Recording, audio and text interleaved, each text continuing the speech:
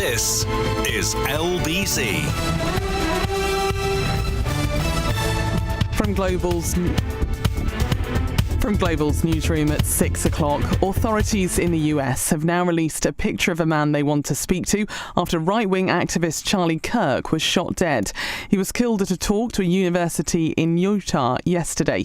Republican strategist Errol Moore-Coach was a friend of the 31-year-old. He's told LBC what he thinks the killing says about the US today. Absolutely, you should not be shot. If you come to me, I'm Turkish, and you say the most racist things in the world and berate me and my family, unless you have physically attacked me, I have no right to kill you. There's never a whataboutism where somebody's voice can be striked out with a bullet.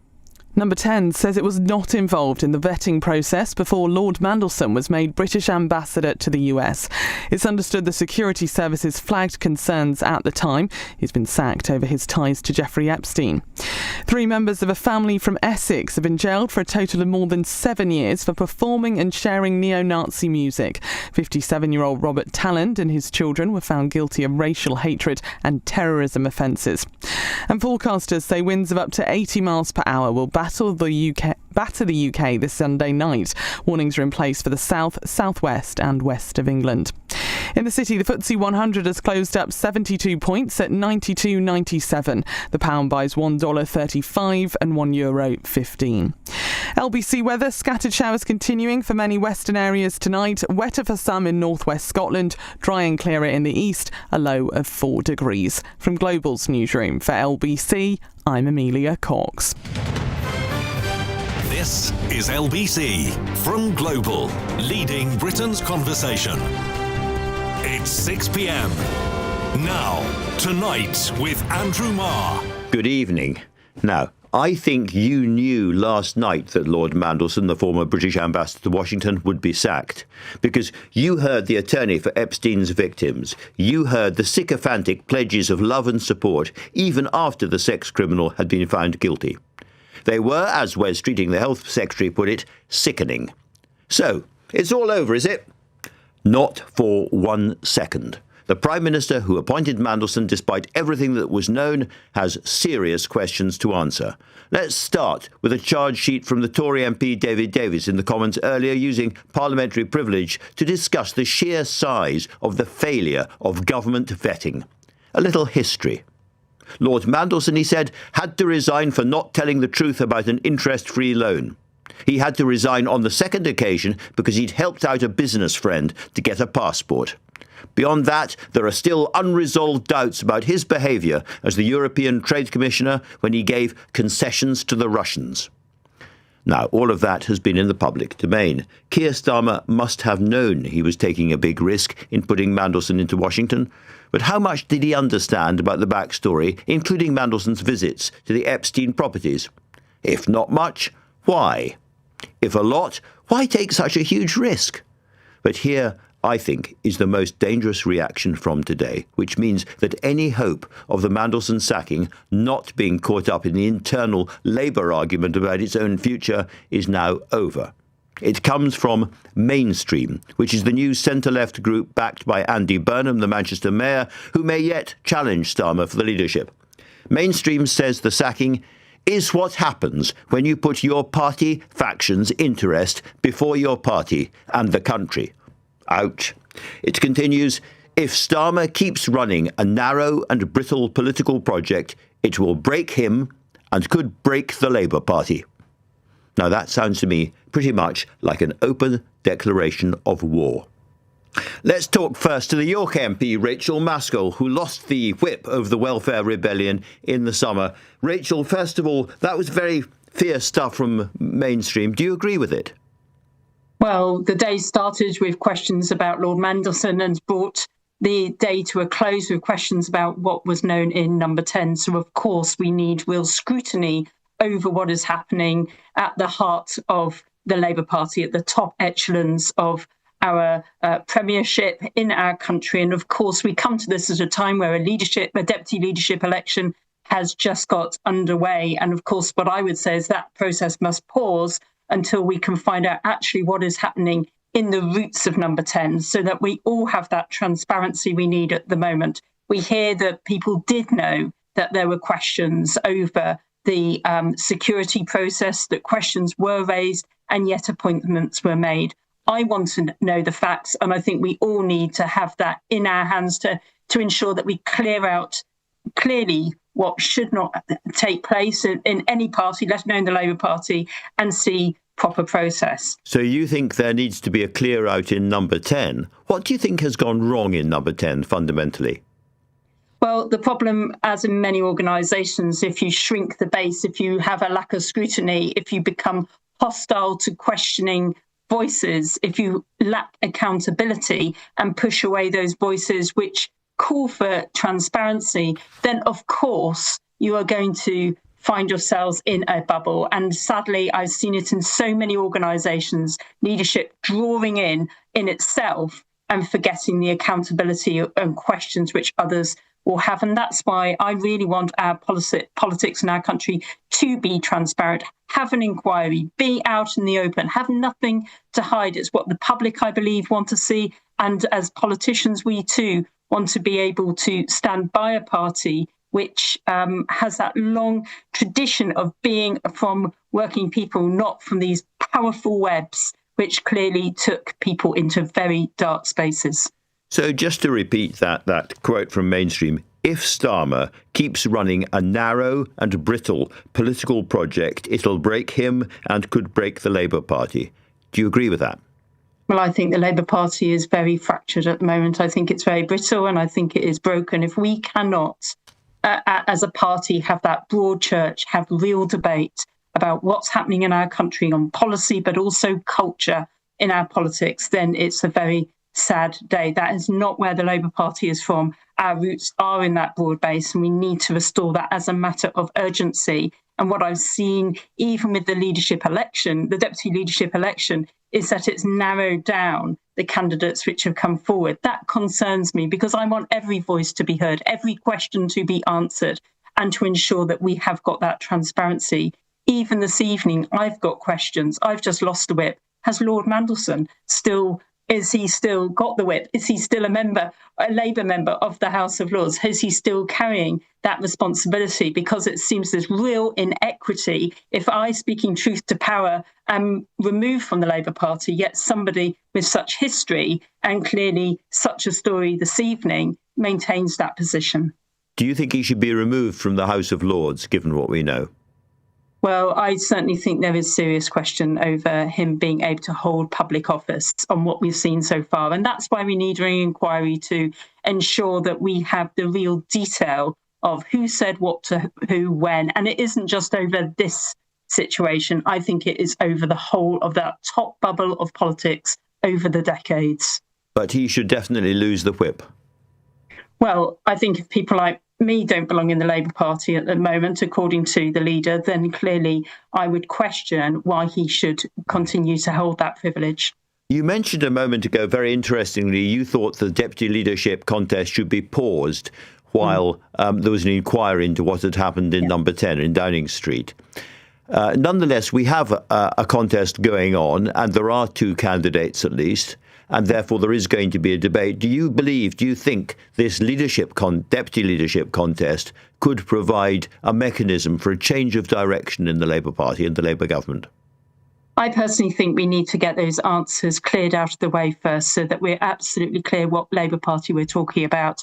As things stand at the moment, I mean, I can't participate in that process other than as a party member in an ordinary vote that I will hold. But I do think that it should be paused, because what we really need to see is who actually is running the Labour Party, what questions are being asked, where is the scrutiny behind those big decisions which are taking in government. For instance, we have had that tradition that serious diplomats like Dame Karen Pierce, a career in the diplomacy service, are taking on the senior jobs. Suddenly we end up in the most important job at the most important time in the US with a political appointment. I want to understand why those things are taking place under a Labour government and we aren't following those traditions which ensure we have got the experts in the right places. So there are so many questions in my mind at the moment. And I think not just the party, but the country want answers. And that's why we've got to really drill in to find out what is happening in our party, because if party members and party MPs do not know, then how can the rest of the country have confidence? Yeah. You sound almost as if you think there's been some kind of covert takeover at the top of the party, or coup at the top of the party. Would you like to see a change of Prime Minister? Well, I think there are all sorts of questions that we need to answer. And I think it is for Keir Starmer to prove to us the propriety with which he exercised not only over this appointment, but the way that Number 10 is run. And as we say, we are facing the biggest political challenge of our time. And I think we absolutely need to understand and have that proper discussion in the Labour Party. That hasn't happened under his premiership. There's been that narrowing down, and we need to broaden the party once again back to how it always has been, and ensure that we can have proper debate and discussion and have that understanding from us and, of course, for the rest of the country. Absolutely fascinating. Rachael Maskell, thanks very much for talking to LBC tonight. And now to a man who's held many of the highest government offices in the country, Jeremy Hunt, one-time Foreign Secretary and, of course, Chancellor of the Exchequer as well. How much trouble did he think the Prime Minister was in? Well, I think it's frustrating for him. He's had his reset. He had, departure of Angela Rayner, big reshuffle, which he wasn't planning to do. But most of all, it's very embarrassing at the moment that you're trying to present the UK as a sturdy, safe, reliable ally, to have to change your Foreign Secretary and now your ambassador just days before the President of the United States arrives here. It's obviously embarrassing, but I think it's important to say that it is not going to derail this visit. He's coming not to see Keir Starmer, he's coming to see the King. And when I was Foreign Secretary back in 2019, organising his first state visit, the reason he came, the reason we got him, was because he wanted to have tea with Her Majesty the Queen. And he's got a big soft spot for the royal family. And so I'm sure it will be a success. And I think this time next week, if we are talking about government business, we'll be talking about what on earth we're going to do about the Russians sending drones into Polish airspace, which in the grander scheme of things is a much more significant issue. much bigger story. But sticking nonetheless with the Mandelson one for a moment, you say it's not going to derail the visit, and let's hope that's right. But what about the general kind of relations and negotiations going on still between the UK and the US over things like trade? In other words, how much disruption does changing both the Foreign Secretary and the ambassador in Washington create? Well, it's not optimal, but one thing that struck me when I was in the role of Foreign Secretary is that the relations between the UK and the US are really deep on pretty much every level. I mean, the UK is the only country that has uniformed members of the armed services walking around the Pentagon and treated as if they're Americans. So we have very, very good links. So I'm sure all the arrangements have already been made for this state visit. And I think there is, I think, another awkwardness for Keir Starmer, which is that people will compare him, who's been in power for 14 months and seen illegal migration go up, and Donald Trump, who's only been in power for 8 months and reduced it by 90%. And I think that will be a conversation about a more difficult conversation, and trying to stop Trump crowing about that, I think, will be a big diplomatic objective. In terms of who might replace Lord Mandelson, somebody has been appointed interim who is in the embassy already. But Karen Pierce, who's now working in the Foreign Office, I think on the Balkan desk, was very, very much liked by Trump and was seen to be a very successful ambassador. Do you think it'd be a good move to bring her back? Well, I am a huge fan of Karen Pierce. I appointed her actually when I was Foreign Secretary, and she is absolutely outstanding. So I don't think you could do better than Karen, but I don't know who the other runners and riders are, and obviously in the end it's a decision for Keir Starmer. The main line of critique of the Prime Minister from your side of the House has been inevitably what he knew when. And when it comes to things like the Downing Street explanation of the sacking is that it was only when they saw the last emails that came out after Jeffrey Epstein had been convicted that changed the situation. But Lord Mandelson was staying in Epstein properties way before that. And presumably as a government minister and as a trade commissioner, those would have been recorded. The government should have known about all of that. Well, I think on first look, it's more likely to be naivety than duplicity. What it feels to me happened was that Keir Starmer came to power not realising the increase in scrutiny of your decisions that happens when you're actually Prime Minister.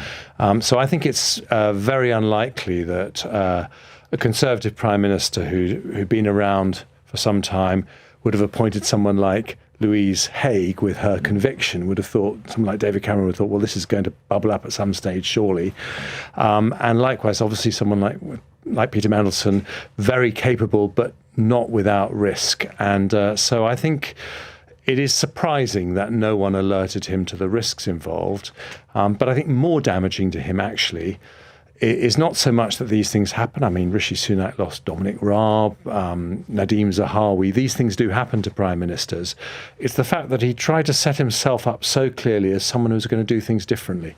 So it was the language about this is going to be an absolutely squeaky clean government, utterly unlike the sleaze and the corruption of the Conservatives, just you watch, that was the trouble.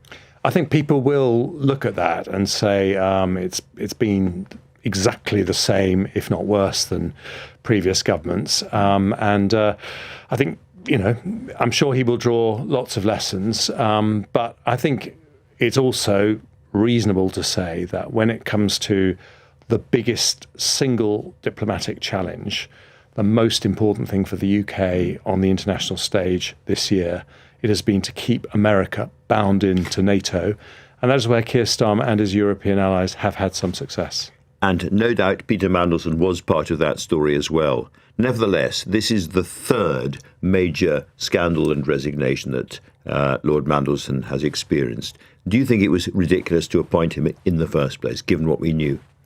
Well, what I'll say is that I think they should have been more aware of the risks.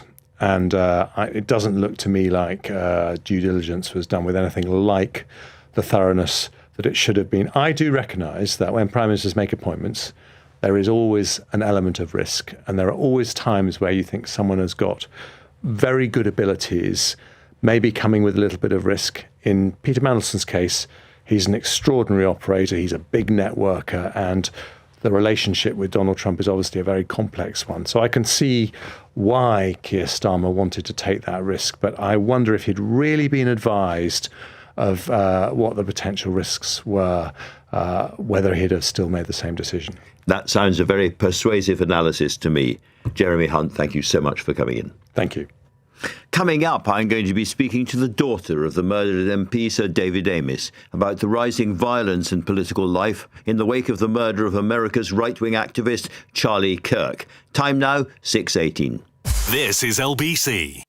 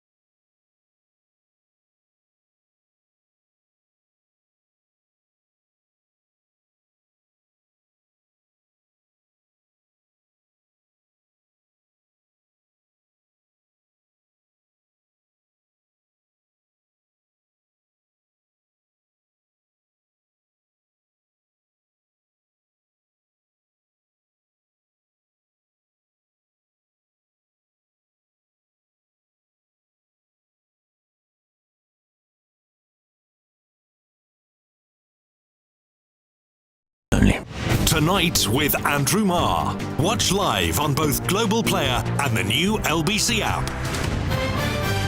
6:20. These are bad days for politics here and in the US.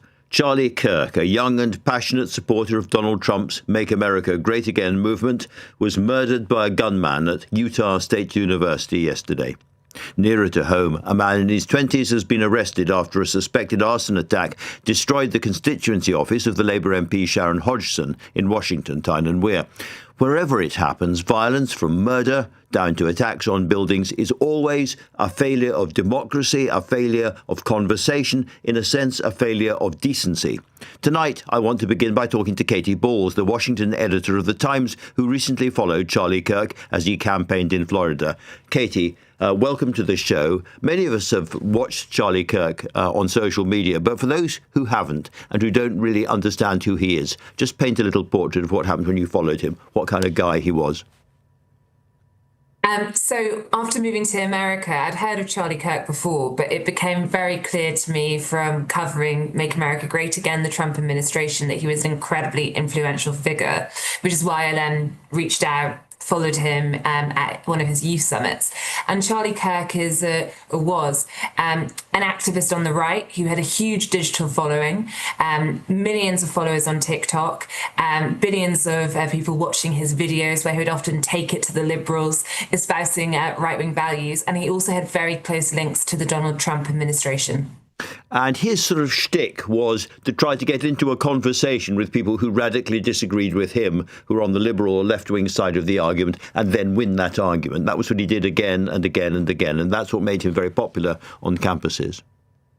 Exactly. He had this thing called Prove Me Wrong, where he would get, liberal students to often say something or challenge his views. So he might say, for example, why he didn't support abortion, and then it would be for the liberal student to challenge it. Or, for example, he'd say to a liberal student or, a left-wing student, what's your opinion? They might say, America's racist. And then he would slowly take them down line by line on why he disagreed. And it tended to be quite calm, so it was never particularly aggressive. Now, of course, you still had the slightly professional 30-something speaker, often winning and having the videos go up of him, owning the libs type thing. But these clips spread like wildfire online. When I went to this summit in Tampa, Florida, and I sat down with Charlie Kirk, I also spoke to lots of the teen activists there. And I said, why are you here? There's members of the administration, Tulsi Gabbard, others. And they all said, they'd watched a video of Charlie Kirk online on something they cared about, and that had led to them getting involved. And his murder, of course, took place on a campus. Do you get the sense, as somebody who's watching this all unfold, that campuses remain absolutely at the centre of the so-called culture war? That's where the two sides are angriest with each other. Yeah, I think so. I mean, I think you can see the culture war in America in lots of places. Even, places of worship these days has become a clash point. But I think on campus it is. And I think one of the things picking up speaking to figures in DC is, lots of people saw within the MAGA movement Charlie Kirk as one of the people who would actually go and speak to the other side. Now, when I interviewed, I said to him, are you friends of any Democrats? Which Democrats do you like? And he said, Tulsi Gabbard and RFK, who are both members of the Trump administration. So I think there's a ceiling as to how genuine the friendships were, but he would always speak to the other side and he'd go out to where they were. So for this to happen, when he was doing that, the act of speaking to people you disagree with, I think has really shaken the movement. And in the responses we see so far, it's one of the reasons why we're not getting the unity message from President Trump or the MAGA base. If anything, they're thinking, well, Charlie Kirk tried to reach out and look what happened to him. Look what happened. Is there any sense of some kind of policy or policing response to this? In other words, is it going to change anything more widely, do you think? Well, we obviously don't yet know about the suspect because that is a moving story. And I think once that comes out, it could obviously change the conversation if they are found and details emerge. I don't think this is about to lead to a big debate on gun control. We know Charlie Kirk didn't support gun control, and neither does Donald Trump to a degree. Of course, there is a question about gun control over trans people, but that's a conversation that's already been happening. But I think security could be something that comes up here, and what you do on campus, to the point about culture wars on campus, that's already something where the Trump administration is trying to take action from what they see as, dangerous ideology on campuses. But I think we're still in the process of waiting for more details to come out. Katie Balls, thank you very much for talking to LBC. And listening to that is another Katie Amess, the daughter of the murdered Conservative MP Sir David Amess, who was stabbed while holding a constituency surgery in 2021, which was later described by the police as a terrorist incident. Katie, very good to have you on the show as well. The awful murder of Charlie Kirk must be, in some senses, kind of bring back terrible memories. But we've also seen an arson attack today on a Labour MP's house. Your reflection at the moment about how sort of angry politics is getting over in the States, but also here as well. I mean, first of all, I just want to say my thoughts and prayers go to Charlie's family. Like you said, it just took me straight back to what happened to my dad, and I wasn't able to sleep. I've been crying. It's just the thought of knowing what that family is going through and all the emotions and the disbelief and the shock. I just wouldn't wish that on anybody. And his children are extremely young, and they're going to have to grow up without a father, all because somebody disagreed with his political beliefs. And I just think the world is in such a tough place right now. We are seeing increased level of violence and threats, all against people that are simply trying to make the country run. And just because you disagree with somebody's political beliefs does not give you the right to be violent or kill them. I don't understand what is happening right now. And I don't think that the government, I mean, I still don't have an inquiry into what happened to my dad. They're just not taking things seriously, and they're not working towards preventing these things. But it's just absolutely heartbreaking and tragic. Absolutely. Your father had a very strong sense of public service. I knew him a little bit, and he was a man with a very strong sense of public service.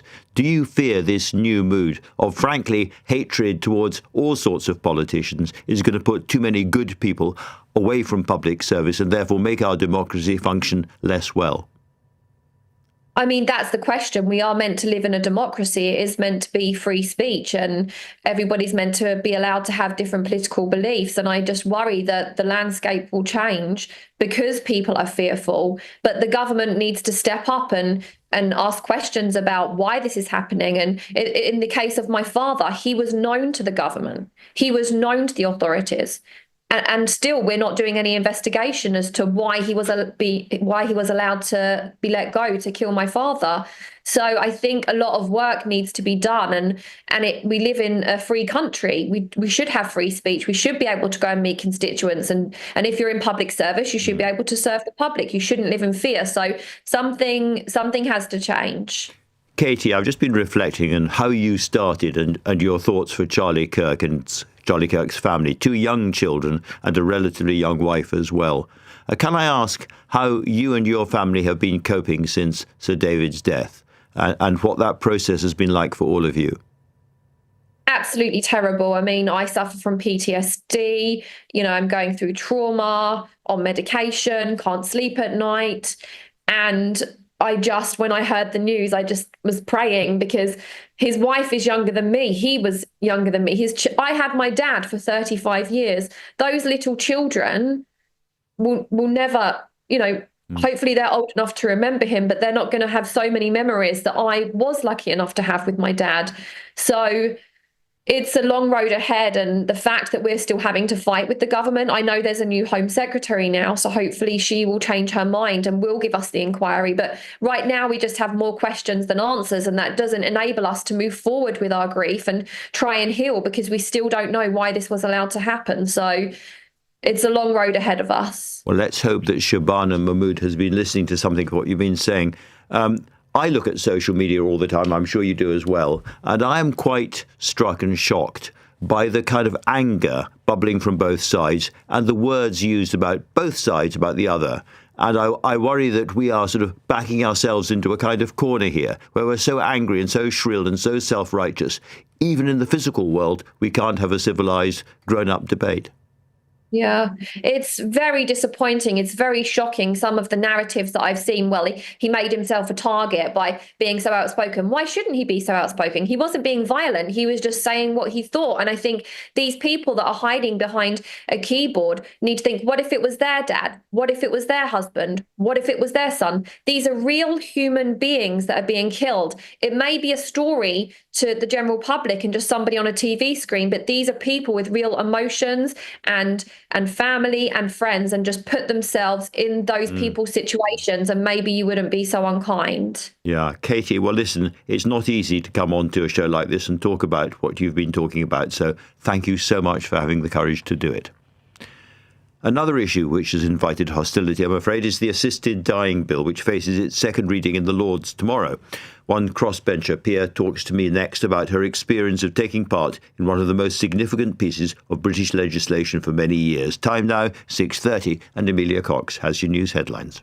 The FBI have now released images of a man they want to speak to after right-wing activist Charlie Kirk was shot dead. Authorities have found the weapon used in the attack, but a gunman is still on the run. A former Labour MP has told LBC she thinks Lord Mandelson should lose the whip after further details of his ties to Jeffrey Epstein emerged. Speaking on Tonight with Andrew Marr, Rachael Maskell says there is a lack of transparency within her former party. And a man has been arrested after a fire at a Labour MP's workplace in Tyne and Wear. Sharon Hodgson's offices were also targeted with graffiti, which it's thought referenced the conflict in Gaza.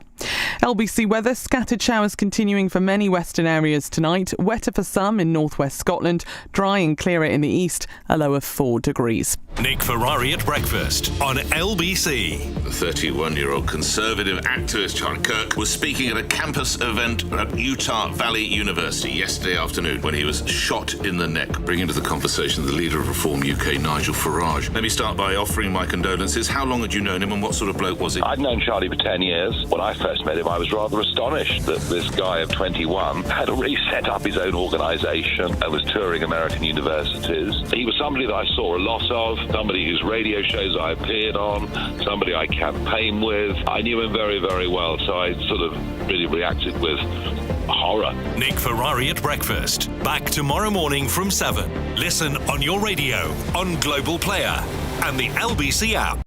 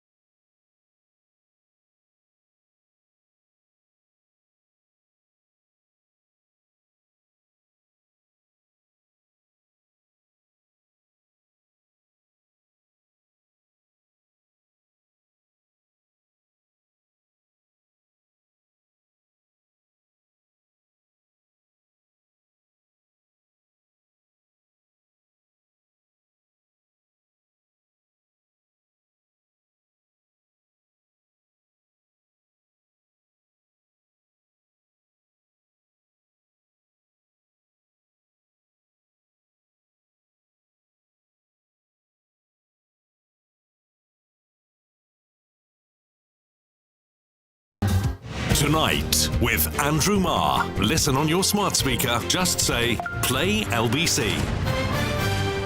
6:33.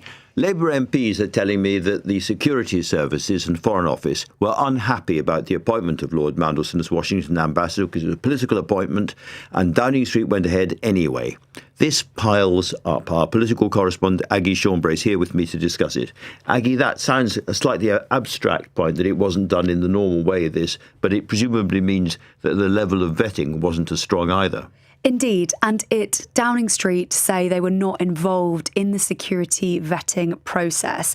But there is a report, and indeed you've heard this from Labour MPs too, that security concerns were flagged by security services before the appointment of Peter Mandelson, Lord Mandelson. And as you say, it all kind of piles up. It's this on top of the fact that Labour MPs feel that they could have got rid of Peter Mandelson earlier, and people had to go on TV and defend him him and that they should have used their judgment before putting him in that position in the first place. And I think there is a lot of anger and disquiet around the Labour ranks tonight. And I thought it was really striking hearing how actually scathing Rachael Maskell was. I know she currently doesn't hold the Labour whip, but unable to say to you whether she wanted the Prime Minister to remain in post, and suggesting that the deputy leadership contest should be paused.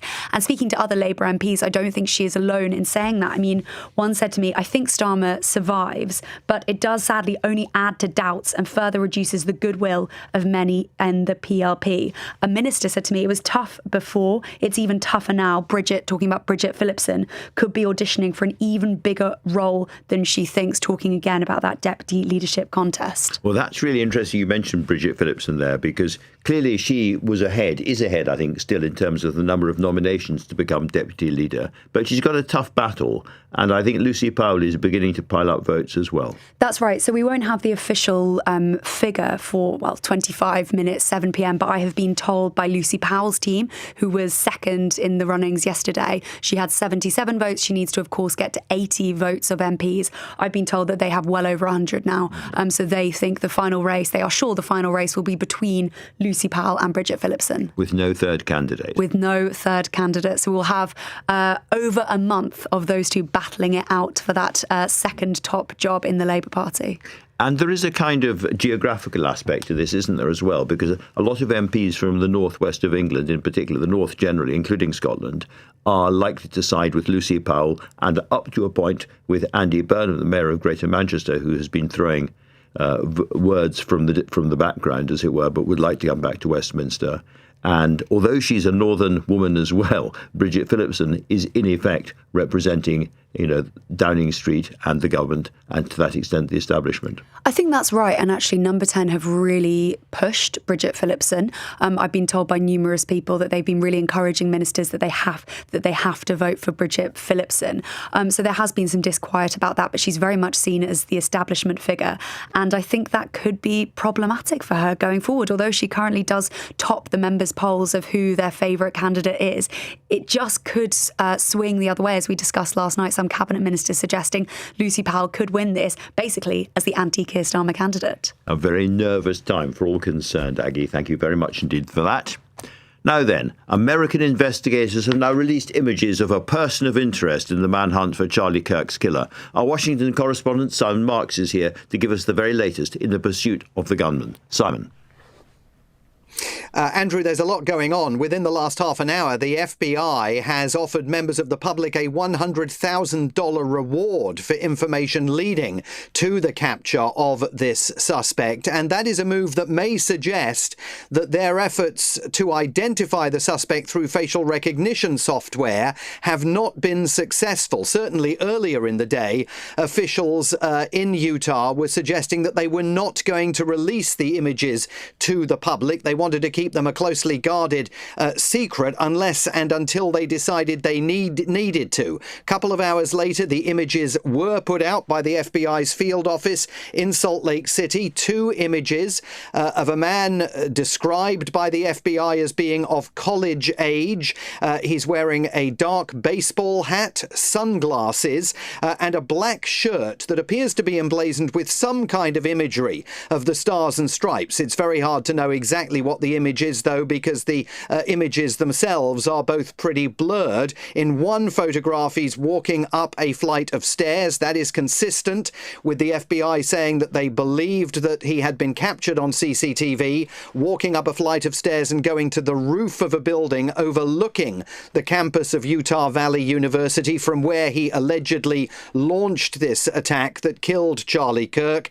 In the other image, he appears to be walking down some kind of a corridor along a wall. Police desperate to find him and bring him in for questioning in connection with the assassination of the 31-year-old acolyte of Donald Trump's Make America Great Again movement. An absolute rock star Charlie Kirk was within the conservative bedrock movement that fueled Donald Trump's election success, and President Trump today announcing that he's posthumously awarding Charlie Kirk the Presidential Medal of Freedom.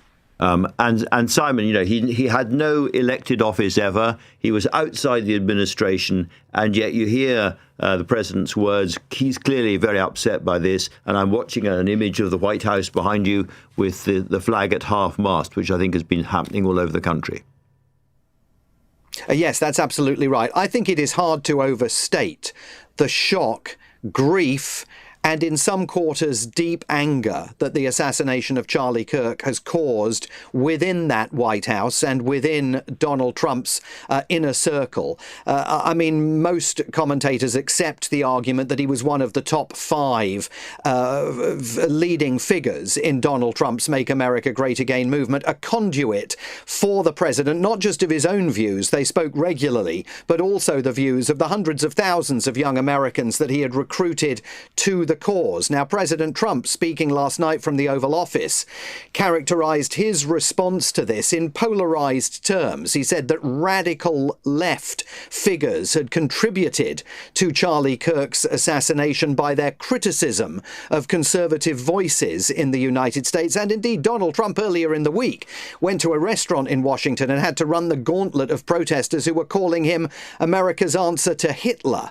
However, what Donald Trump failed to note last night is that back in June, 2 very prominent Democrats, lawmakers in Minnesota, were killed by a lone gunman along with their spouses, and that responsibility for political violence does not only cut one way in the United States, which is why there is such an intensity of focus on the search for this suspect as people seek to understand if it was him, his motive. Reports that the FBI discovered bullets alongside the gun that they recovered linked to the attack were engraved with slogans that they claim are representative of transgender and anti-fascist ideology. What that precisely means, we do not yet know. Well, I think your point there, Simon, about all sides have answers to serious questions is absolutely right. Thank you very much indeed for that. Now, some of you may have wondered what's happening to the assisted dying bill. Vanished from the headlines over the summer, but it's back tomorrow in the House of Lords, and all the old questions about timing and safeguards and drugs will be back on the agenda, I'm sure. A little earlier, I spoke to the independent peer, Lady Tanni Grey-Thompson, whose opposition to the measure has drawn really nasty abuse in her direction, and I asked her first to remind us where that legislation had got to. Yes, so we have second reading on 2 consecutive Fridays. That's actually quite unusual in itself. At the close of play, when the list closed, there were 188 speakers who wanted to take part. So it's a bill that brings out a lot of, very strongly held views. And there is one of the strongly held views is actually the Lords should kind of butt out, that this is such an important bill, sort of, iconic measure. The Commons has had its debate, and really the Lords, you can snap around the edges and, change the odd semicolon, but you should not be radically altering the bill. Well, it's a private member's bill, so it is not a government bill. It wasn't in the manifesto. So, the chances of, private members' bill getting through tend to be a bit slimmer. But our job in the Lords is to scrutinise and revise and improve. And I think that's what, a lot of my colleagues think that should be done with this process. Whether we get enough time is going to be, one thing. So, consistently as said, it had 100 hours in the Commons, which is pretty big for Commons. We tend to do 1.5 times the amount of scrutiny that the Commons does. There'll be 150 hours. Is there any chance the Lords will actually block the bill? Nobody that I'm talking to has that intention.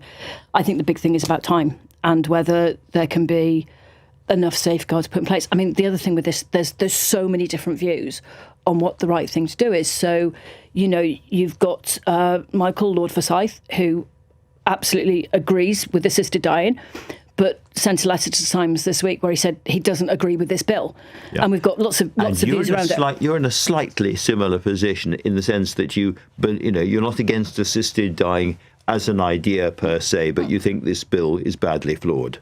So, I don't come at it from any religious point of view. I mean, quite often people on my side we're told it's because of religion. I'm an atheist.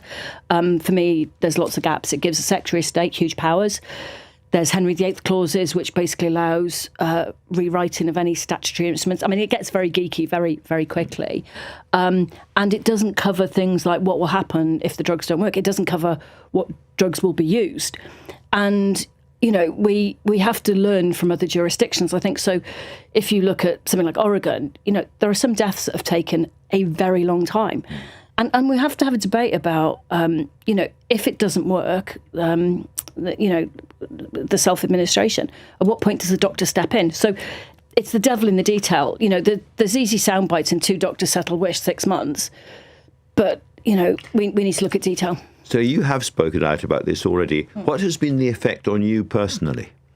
So, you know, there are a lot of strongly held views in Parliament. There's a lot of very strongly views held outside. So we've had a lot of emails, probably more than any other issue. So I've had people saying to me, you know, that I'm responsible for people dying in pain, and that, you know, and slightly worse than that as well. And so abusive emails. Yeah, absolutely. Yeah, abusive, because I don't know anyone on any side of the argument that wants anyone to die in pain. I want people to die as painlessly as possible. Death is complicated. But when you get one that says, you know, you are responsible for my mother and it is on your head, you know, and I hope you can live with yourself. And it's pretty tough stuff to deal with. But actually, I think it then throws into a wider complication about people in public life. Women in public life get a really, you know, quite hard deal. I think female MPs get it harder than we do. But it's that level of lack of tolerance. Do you feel nervousness or trepidation when you're about to speak out on something like this now because you know what's coming? No, I feel, you know, through what our role is in Parliament, it doesn't stop me having views. I feel that we have a lot of protection, but it does make you think about life outside, you know, and safety. And, you know, I don't have, you know, any daily concern about that. But it does make you think about how people interact. I've had people stop me in the street and tell me, you know, to my face that I'm a cruel and heartless person. Wow. And a few reflections on what this means for public speech and politics more generally, because we're speaking on a day when we find out that an MP's house has been firebombed. We've had the terrible events in America. Are you concerned that it's becoming harder and harder, whatever your view, to speak out in public without there being a really nasty backlash? I think it makes it very difficult. I think, you know, the Local Government Association have done a lot of work on this. Even, you know, down to local council level, people are saying they're worried about, you know, putting themselves in those positions. I think it cuts down the pool of people who are willing to put themselves in this situation. And that is bad for politics if it's a, you know, an ever decreasing sort of number of people who are willing to do it. And I'm worried about the council culture, you know, that if you have a view, you know, you're immediately shot down by everyone else. And I think that is, you know, that is not a good place for any of us to be in. Would it be fair to say that your general message is grow up? I mean, generally, I would say the House of Lords is very grown-up politics. Maybe too grown up. Too not grown up. But yeah, there is a bit of, you know, just come on, you know, listen and be respectful of other people's views. I mean, there are points, you know, the views are abhorrent, but I think it's not helpful for that level of abuse to happen. Tanni Grey-Thompson, Baroness Grey-Thompson, thank you very much indeed for coming in and talking to me. Thank you. Resignations, reshuffles and raging rows. What a week in politics it's been. To digest some of the biggest stories of the week, I will be joined by my brilliant panel. But the time now is 6:48. Coming up at 7 on LBC, Ian Dale. Charlie Kirk died doing what he did best, debating issues. He had some views I'd describe as repulsive, but why are there so many people who would seek to silence people like him? Ian Dale on LBC.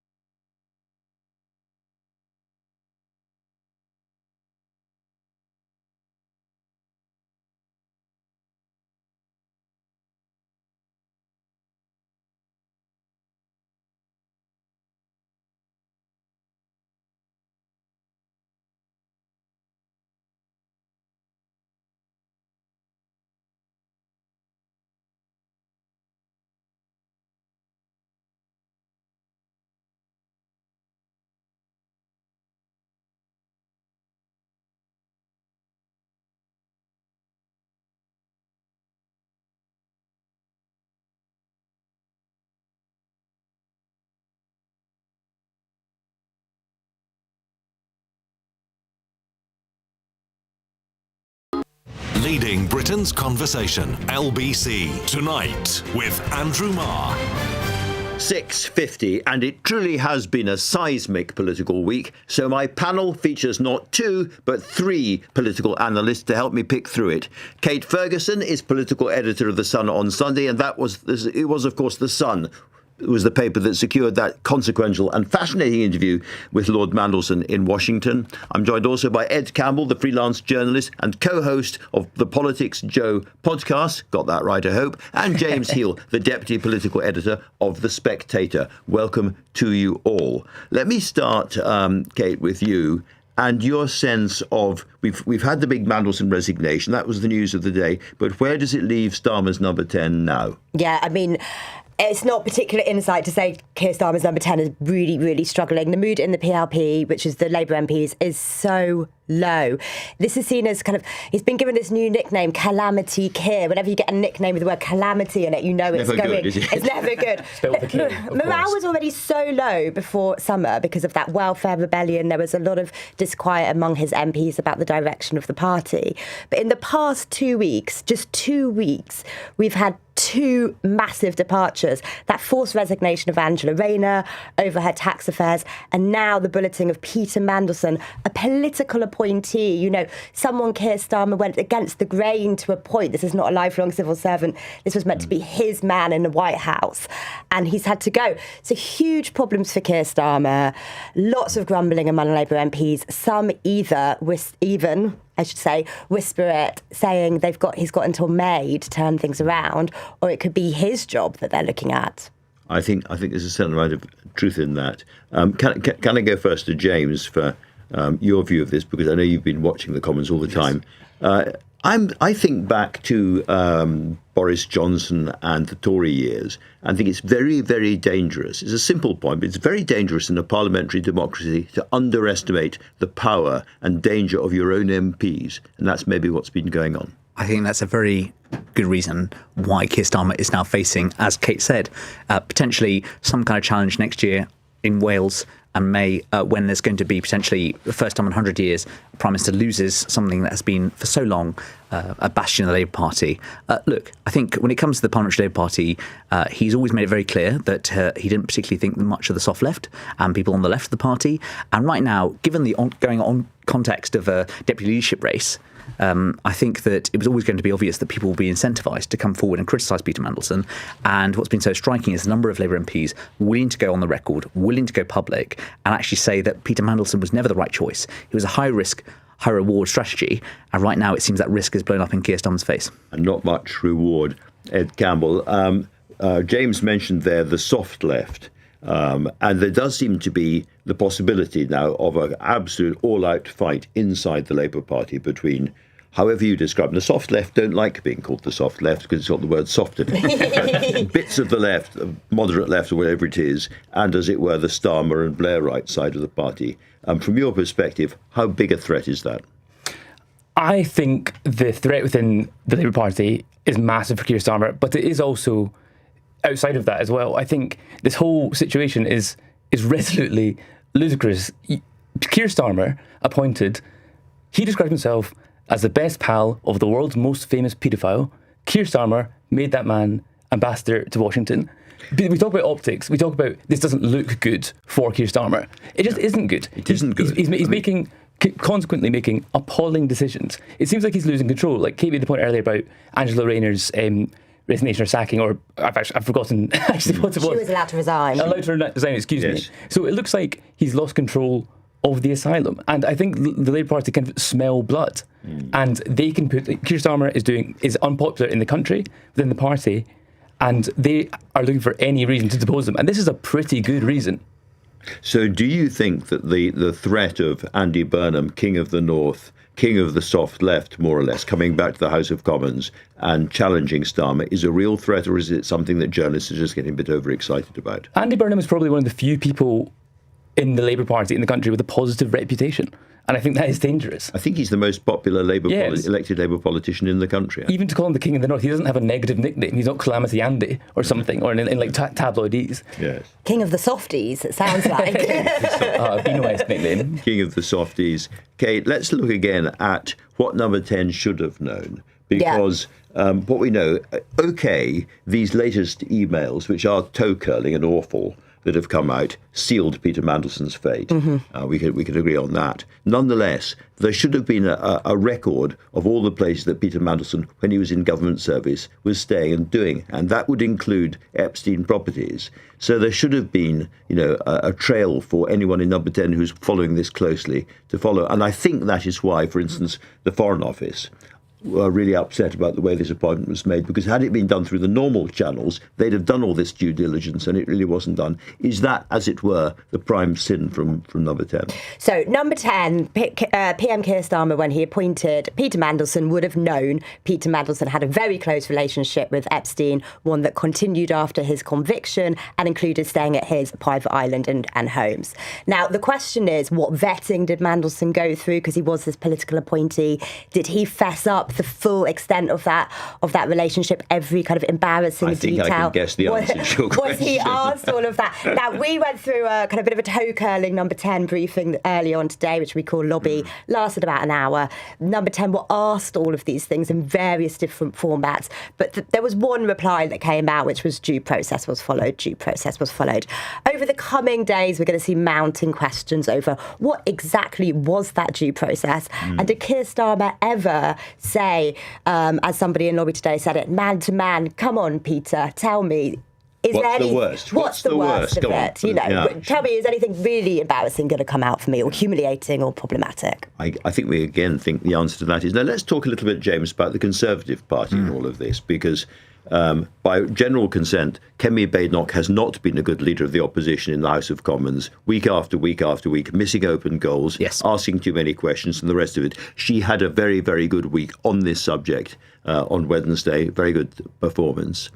And I get the sense that the Conservatives are building up a major general attack on this. Is this a possible moment of recovery for a party which has just, frankly, vanished from the front pages, vanished from the headlines, and vanished from most of the broadcasts? It is, because now Parliament is back, and it depends on which front the war is fought of politics. Over the summer, when it was reform all the way, that's because they don't have many MPs. They can't really mount an attack in Parliament. It was very much the online, the broadcast campaign. Nigel Farage every week talking about what he would do, stop the boats. Every summer, of course, it reduces ministers to weathermen, basically saying, today we've got more or less, 1,000 or so arrivals.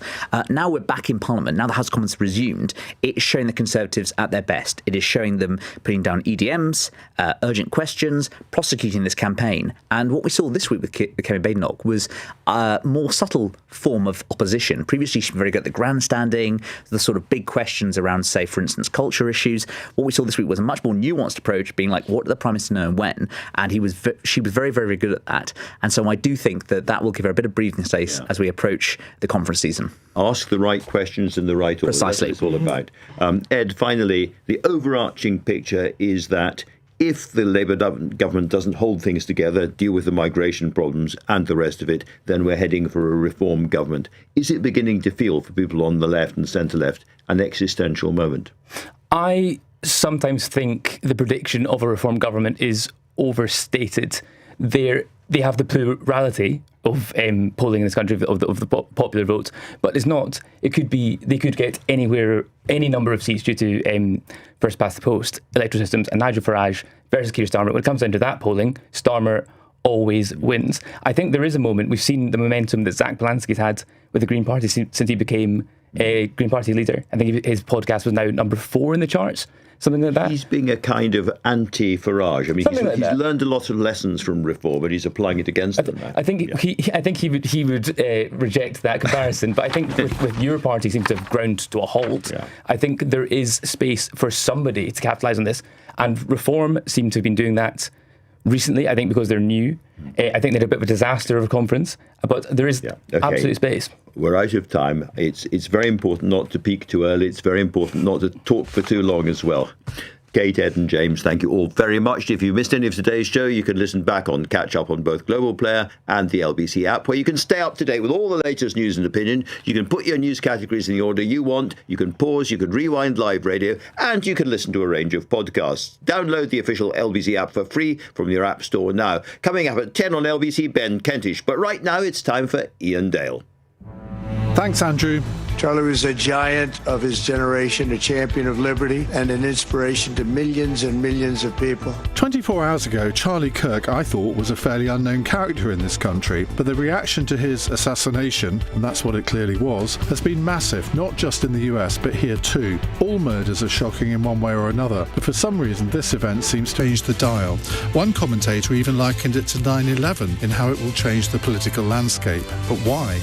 In the end, doesn't this come down to yet again free speech being silenced? Call him what you like, but Charlie Kirk died doing what he did best, debating issues. He has some views I would describe as repulsive, but I'd defend his right to express them. Why are there so many people who would seek to silence people like him? On your radio, on the LBC app, and Play LBC. leading Britain's conversation.